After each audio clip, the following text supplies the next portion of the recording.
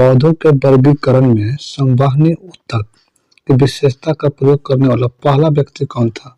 संवहनी मतलब क्या होता है कि एक स्थान से दूसरे स्थान तक जाना होता है। तो ऐसा कौन किए थे? तो एपी डे कंडोल। कौन किए थे? एपी डे कंडोल किए थे। ठीक है, अगला सवाल देखते हैं। देखिए, एपी डे का है, कंडोल है, स्विस वनस्पति शास्त्री थे जो टेक्सोनोमी शब्द का प्रथम बार गढ़ा और पौधों को प्राकृतिक वर्गीकरण भी विकसित किए थे। देखिए, पौधों के वर्गीकरण संवहनी ऊतक होता है। एक होता है जाइलम और देखिए क्या होता है? फ्लोएम होता है। जाइलम और फ्लोएम। तो जाइलम का क्या काम होता है कि जल को लेके जाता है, जल से जाइलम और जल से जल। फ्लोएम होता है जो पत्ता से जो भोजन बन जाता है, तो पूरे जितना भी पौधे के सभी पार्ट्स में भेजता है भोजन को। तो विशेषता को पहली बार सुनियोजित प्रयोग एपिडो कंडोल ने किया था। ठीक, अगला सवाल है, लाइकेन में एक क्लोरोफिल युक्त पार्टनर एक साथ होते हैं। लाइकेन में बताइए क्या होता है? शैवाल और कवक होता है, कवक और बैक्टीरिया होता है, शैवाल या वायरस होता है। तो इसका राइट आंसर हो जाएगा शैवाल हो जाएगा। शैवाल और कवक दोनों का होता है जो लाइकेन में क्लोरोफिल के साथ होते हैं। ठीक है, तो चलिए इसका देखते हैं। देखिए, लाइकेन एक क्या है? लाइकेन में क्लोरोफिल युक्त पार्टनर शैवाल, फाइकोबैंड क्लोरोफिल पार्टनर रहित माइकोबैंड के साथ रहते हैं। इसको देखिए म्यूलिज्म कहते हैं। ये आगे सवाल पूछा हुआ है कि म्यूलिज्म किसको कहते हैं, तो बताएंगे कि जो लाइकेन में क्या रहता है? शैवाल और कवक दोनों होता है। इस प्रकार की संरचना में कवक अधिक प्रभावी और साझेदार होता है। कवक शैवाल को आश्रय, जल एवं खनिज प्रदान करता है और बदले में जो शैवाल है कवक को क्या करता है? भोजन प्रदान करता है, जिसको प्रकाश संश्लेषण द्वारा तैयार करता है। ठीक है, लाइकेन में प्रजनन उसके कवक घटक के द्वारा होता है। जीव विज्ञान में दो जीव एक दूसरे की मदद करते हैं, उसको सहजीवी संबंध कहते हैं। आगे के सहजीवी संबंध किसको कहेंगे? तो याद रखना है कि जीव विज्ञान में अगर एक जीव, ठीक है, दूसरे जीव को मदद करता है उसको हम लोग सहजीवी संबंध कहेंगे। देखिए आगे ना कि शैवाल और कवक को मिलने से जो लाइकेन बनता है उसको क्या कहते हैं? तो उसको म्यूलिज्म कहते हैं। जस्ट पढ़े थे, इसका राइट आंसर क्या हो जाएगा? म्यूलिज्म हो जाएगा। देखिए यहाँ पे म्यूलिज्म कहते हैं ना, तो शैवाल और कवक से मिलने वाले को क्या कहते हैं? म्यूलिज्म कहते हैं। चलिए अगला बताना है कि संवहनी पौधा को चुनना है। हाई, लिवरवर्ट, हार्नवर्ट, फर्न या एक से अधिक या इनमें से कोई नहीं। ये 2020 में ही पूछा हुआ सवाल है, तो इसका राइट आंसर क्या हो जाएगा? डी हो जाएगा। फर्न एक क्या है कि पुष्प रहित संवहनी, पुष्प मतलब कि उसको में फूल नहीं रहता है। संवहनी पौधा जो उन पौधों को कहा जाता है जिसमें जल और खनिज भूमि से पादप के विभिन्न अंगों तक ले जाने के लिए लिग्नाइड ऊतक ले जाता है। जाइलम और फ्लोएम दोनों जल भी और भोजन को भी ले जाता है। माइकोराइज संबंध में पौधे का लाभ क्या होता है? तो खनिजों का जो बढ़ा हुआ अवशोषण और रोगों से सुरक्षा प्रदान करता है। देखिए माइकोराइजा क्या है? माइकोराइजा का एक सहजीवी संबंध है। सहजीवी संबंध को बताया कि एक जीव दूसरे जीव को क्या करता है? हेल्प करता है, मदद करता है, उसको सहजीवी संबंध कहते हैं। जैसे कवक और उस पादपों को जड़ों के बीच बनता है। इस सहजीवी संबंध में पौधों को विशेष रूप से फास्फोरस, नाइट्रोजन एवं अन्य सूक्ष्म खनिज तत्वों को अवशोषण में वृद्धि का लाभ मिलता है। माइकोराइजा युक्त पौधों को जड़, तना और कुछ हानिकारक मृदा सूक्ष्म जीवों से सुरक्षा मिलती है। अगला है कि स्पाइरोगाइरा निम्नलिखित सवाल में किसका एक उदाहरण है? तो हरा शैवाल, ग्रीन एल्गी। हरा शैवाल किसको कहते हैं? स्पाइरोगाइरा। इसका उदाहरण है हरा शैवाल का।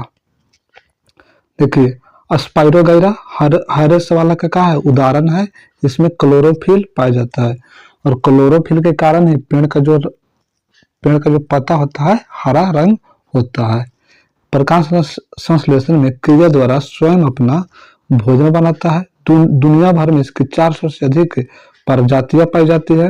और स्पाइरोगाइरा का जो जलीय रेशम भी कहते हैं, स्पाइरोगाइरा क्या कहते हैं, वाटर सिल्क, जलीय रेशम। स्पाइरोगाइरा को क्या कहते हैं, जलीय रेशम, वाटर सिल्क।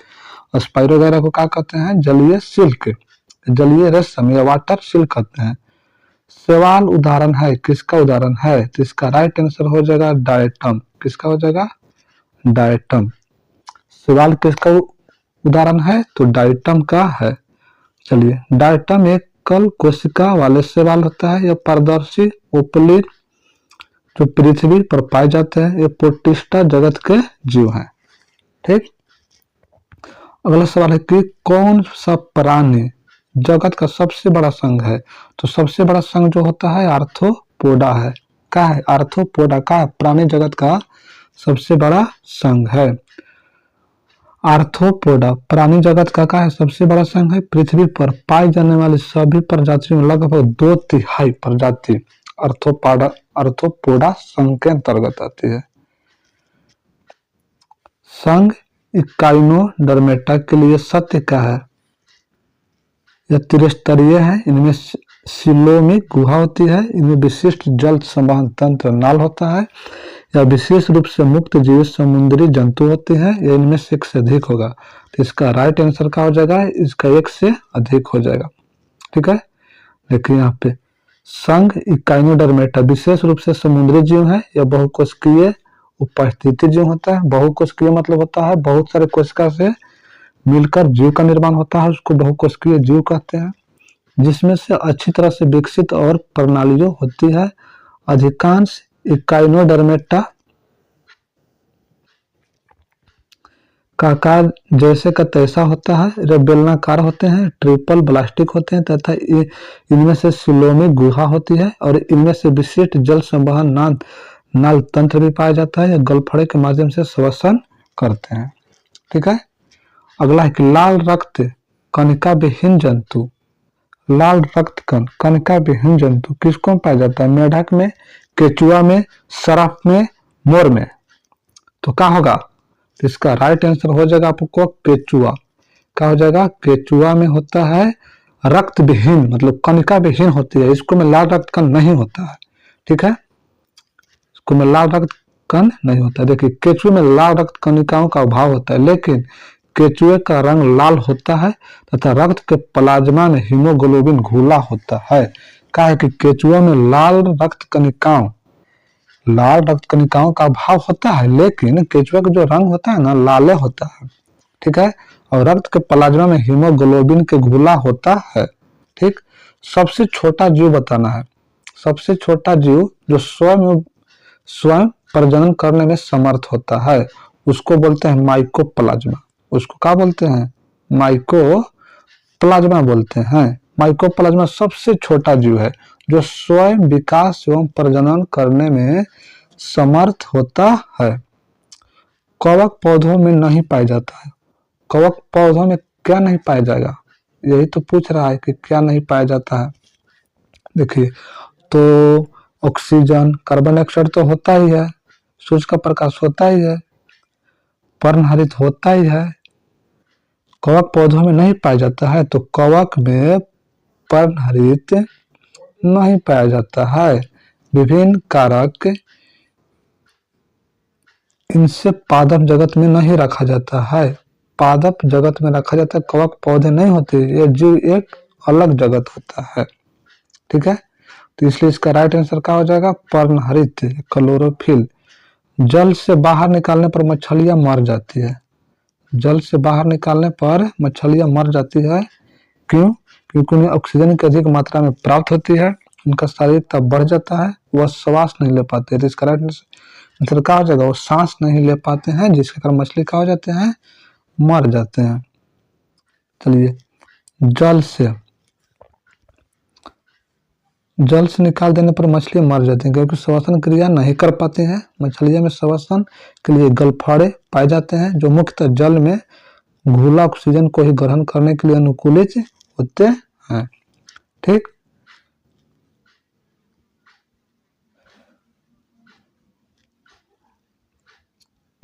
मधुमक्खी कॉलोनी के एक सदस्य किस प्रकार के पहचान पाते हैं? तो गंध से पहचानते हैं। किसके माध्यम से? गंध से पहचानते हैं। ठीक है, तो लगभग सभी प्राणियों में सूचनाओं का आदान प्रदान करने की विधियां होती हैं। यह दृष्टि, आवाज, स्पर्श, अपनी गंध द्वारा सूचनाओं का आदान प्रदान करते हैं। मधुमक्खियां भोजन की दिशा तथा उसके स्रोत को बताने के लिए विभिन्न नृत्य मृदाएं करते, जबकि एक दूसरे को गंध से पहचानते हैं। यह गंध युक्त रसायन को फेरोमोन्स कहते हैं। जो गंध उत्पन्न करते हैं उसको हम लोग क्या कहते हैं? फेरोमेन्स कहते हैं। क्या कहते हैं? फेरोमेन्स। डॉल्फिन वर्गीकृत किए जाते हैं। तो देखिए, जो डॉल्फिन होता है ना वो स्तनधारी वर्ग में आता है। क्या आता है? स्तनधारी वर्ग में आता है। मत्स्य नहीं है, मछली नहीं है, वो मत्स्य नहीं है। उभयचर मतलब जैसे मेढक हो गया जो जल में भी रहता है और धरती पर भी रहता है।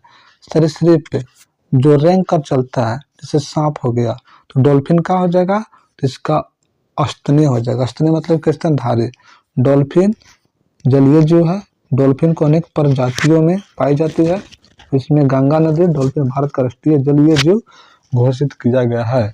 2009 में इसको राष्ट्रीय जलीय जीव घोषित किया गया था।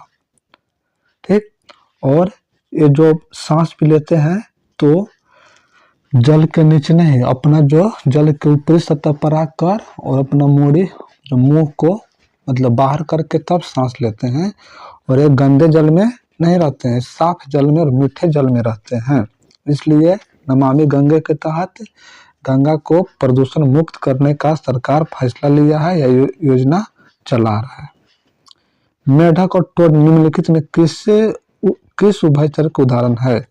जो मेढक है तो मेढक बता दिया आपको कि यह उभयचर होता है जो जल और स्थल दोनों में रहता है। तो किस प्रकार के उदाहरण है? ये पोडा है, इरोडेला है, अनूरा है, या इनमें से कोई नहीं है? तो इसका हो जाएगा अनूरा। मेढक और टोड अनूरा वर्ग के उदाहरण है। अनूरा वर्ग की प्रमुख विशेषता है इनमें 4 पैर होते हैं। उनका पिछला पैर अगले पाद की तुलना में लंबा और मजबूत होता है, जिससे वह छलांग लगाने में क्या होता है? सहायता मिलता है। देखिए, यही सवाल है। ये जो सवाल है आपको ब्रायोफाइटा में बीपीएससी टीआरई में पूछा हुआ सवाल है।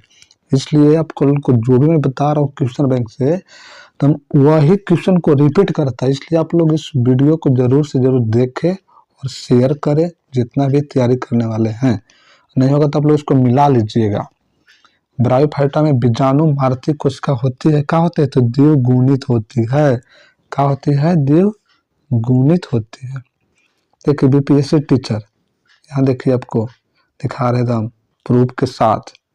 क्या लिखल है? बीपीएससी टीचर 9 से 10वां 26/8/2023 में पूछा हुआ है। ब्रायोफाइटा में बीजाणु मारती कोशिका जो द्विगुणित होती है। ब्रायोफाइटा में मांस तथा लीवर हट आदि होते हैं जो प्रायः पहाड़ियों में नम तथा छायादार क्षेत्रों में पाया जाता है। और ब्रायोफाइटा को वनस्पतियों का उभयचर, हाँ ये भी सवाल है। देखिए, आपको कितना इंपॉर्टेंट जानकारी मैं दे रहा हूँ। ब्रायोफाइटा को क्या कहते हैं? वनस्पतियों का उभयचर। आएगा सवाल तो वनस्पतियों का उभयचर किसको कहते हैं? तो उभयचर देखिए, आपको यहाँ से एक ऑब्जेक्टिव हो गया। ब्रायोफाइटा में और कौन होता है? तो मॉस होता है और लीवर हार्ट होता है। ब्रायोफाइटा में बीजाणु मारती कोशिका क्या होता है? तो द्विगुणित होता है। ये कहाँ पे होगा? तो पहाड़ों में नम और तथा छायादार। पहाड़ में, और पहाड़ को तो लंबा लंबा वृक्ष होता ही है, तो वहाँ पे छाया पड़ जाता है, तो वहाँ पे ये पाया जाता है। ठीक है, तो ये रहा पादप जो चैप्टर है। इस चैप्टर को मैंने समाप्त किया और अगले कोशिका हम लोग कोशिका के बारे में पढ़ने वाले हैं। तो अगर आप लोग को वीडियो अच्छा लगे तो लाइक, शेयर एंड सब्सक्राइब जरूर करें।